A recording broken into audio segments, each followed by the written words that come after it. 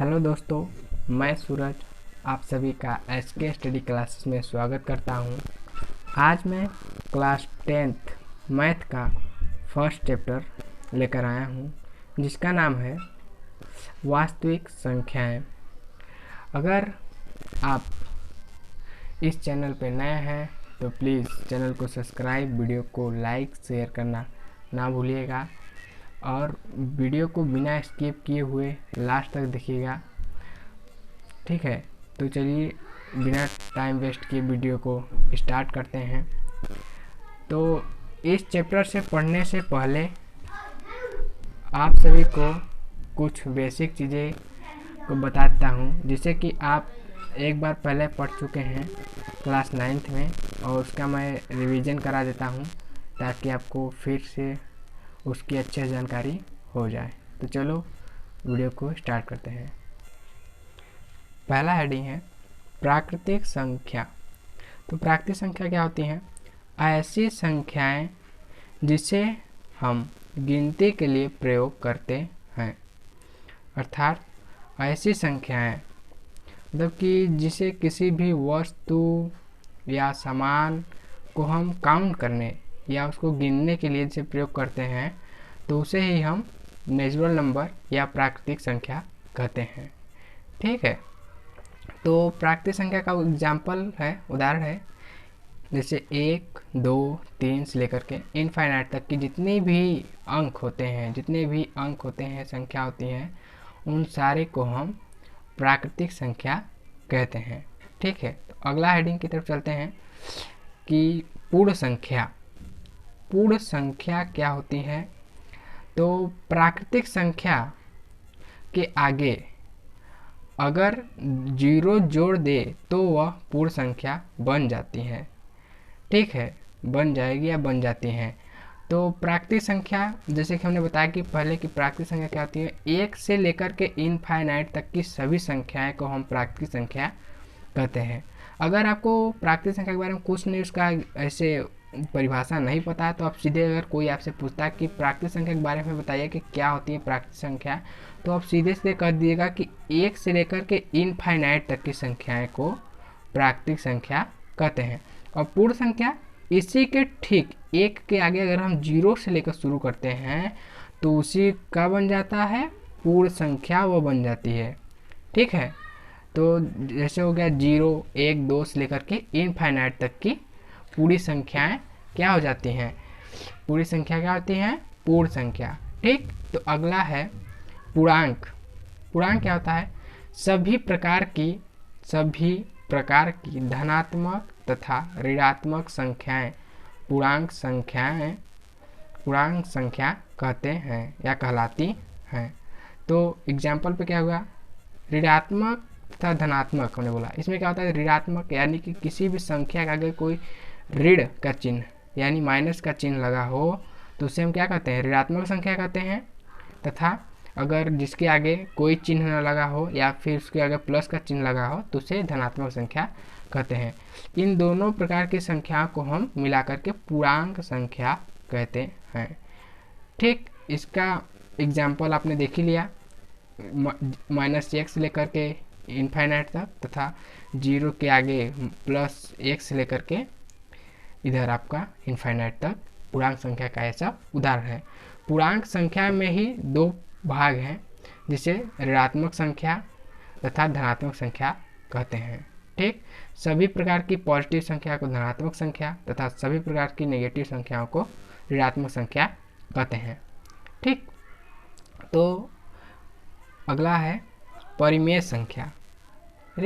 ठीक है, rational number English में कहते हैं परिमेय संख्या को, रेशनल नंबर। तो परिमेय संख्या क्या है, इसका परिभाषा देख लेते हैं। ऐसी संख्याएं, इसके आगे आप लिख सकते हैं, ऐसी संख्या है जिसे हम P/Q के रूप में लिख सकते हैं। ठीक है, उसे हम परिमेय संख्या कहते हैं। लेकिन एक बात का ध्यान रखिएगा कि जो Q है, Q डज नॉट इक्वल 0, अर्थात Q कभी भी 0 के बराबर नहीं होना चाहिए, यानी कि Q के स्थान पे कभी भी 0 नहीं होना चाहिए। ठीक है, और ना अगर आपका 0 होगा तो यह आपका परिमेय संख्या नहीं रह जाएगा। तो ठीक है, P बटा Q का मतलब क्या है? P बटा Q जो है, P क्या है? आपका अंश है और Q क्या है? आपका हर है। ठीक है, तो Q डज नॉट इक्वल 0, यानी अगर आपका हर 0 हो जाएगा तो आपका यह परिमेय संख्या नहीं रह जाएगा। ठीक, तो इसका उदाहरण देख लेते हैं। एग्जाम्पल है आपका 4/7, 3/2, 14/4 और 14/4 इसको आपको काट भी सकते हैं तो आपका हो जाएगा 7/2। यह इनफाइनाइट तक लेकर के आपका ऐसी संख्या को हम क्या कर सकते हैं? परिमेय संख्या। और बताते हैं जो 22/7, 22/7 यह पाई का मान होता है, यह भी परिमेय संख्या का ही उदाहरण है। ठीक है, तो इसी का ठीक उल्टा होता है आपका अपरिमेय संख्या। तो चलिए उसको हम पढ़ते हैं। अपरिमेय संख्या को देखते हैं क्या होती है। अपरिमेय संख्या ऐसी संख्याएं जिसे हम P बटा Q के रूप में नहीं लिख सकते हैं, यानी नहीं लिखा जा सकता है। जैसा कि हमने आपको पहले बताया कि अपरिमेय संख्याएं परिमेय संख्या का ठीक उल्टा होती हैं। ठीक, जैसे कि उसमें था कि P बटा Q को आप रूप में लिख सकते हैं तो क्या आपकी होगी? परिमेय हो गई।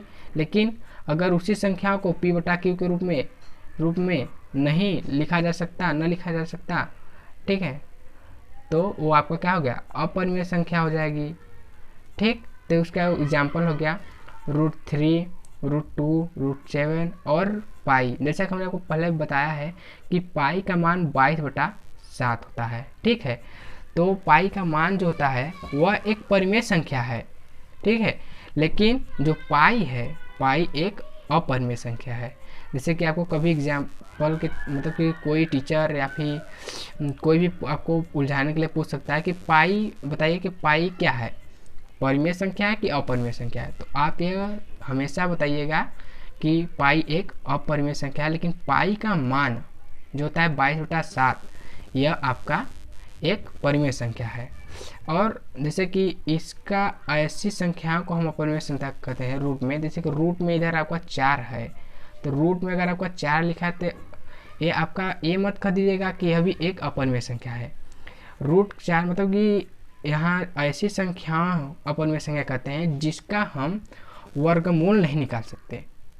मतलब कि जैसे कि √3 का वर्गमूल निकाल नहीं सकते क्योंकि इसका बार बार दशमलव के आगे चलता चला जाएगा, लेकिन कभी इसका अंत नहीं होगा। ठीक है, बार बार वही आता रहेगा। ठीक, तो इसीलिए इसे हम अपरिमेय संख्या के अंतर में रखे हैं। और इसका 4 का निकालेंगे तो +2 और ±2 आता है, तो यह आपका एक परिमेय संख्या है। ठीक, अब चलते हैं जो आपका चैप्टर है पहला, वास्तविक संख्या। तो वास्तविक संख्या क्या आता है इसके बारे में हम बताते हैं कि सभी प्रकार की संख्याएं या वो संख्याएं परिमेय हो या अपरिमेय, वो सभी संख्याएं वास्तविक संख्या कहलाती हैं या रियल नंबर कहलाता है। ठीक, तो बता दिए कि वास्तविक संख्या क्या होता है, आपको समझ आ ही गया होगा कि मतलब कि सभी प्रकार की संख्याएं प्लस हो, माइनस हो, बटे में हो, रूट में हो, किसी भी तरीके को, उन सभी संख्याओं को हम रियल नंबर या वास्तविक संख्या कहते हैं। ठीक है, तो इसका एग्जाम्पल हो गया √2, 3/2, √3/2, ठीक, √3/5, यह इनफाइनाइट तक ऐसे ही ये सभी वास्तविक संख्या का ही उदाहरण है। ठीक, और इस चैप्टर में जो आपको पहला ही प्रश्नावली में दिया गया है, प्रयोग किया गया है, इसका यूक्लिड विभाजन प्रमेयिका, इसके बारे में हम आपको जानकारी देते हैं कि यूक्लिड विभाजन प्रमेयिका होता क्या है। यह प्रमेयिका पहले बता दें आपको कि प्रमेयिका यह सिद्ध किया हुआ प्रमेयिका कथन है, सिद्ध किया हुआ कथन है जिसका प्रयोग हम सिद्ध करने के लिए करते हैं। मतलब कि एक ऐसी कथन है, कहा गया है कथन जो है प्रमेयिका यह ऑलरेडी सिद्ध किया हुआ है, लेकिन फिर भी इसका प्रयोग हम सिद्ध करने के लिए कहते हैं। और इसको हम कह सकते हैं एक तरीके से इसका सूत्र या तो इससे हम भी देखेंगे कि यह कैसे हुआ है और यह कैसे आया है। यह A बराबर BQ + R। ठीक है, तो इसके लिए हम मिलते हैं आपके नेक्स्ट वीडियो में। तब तक के लिए गुड।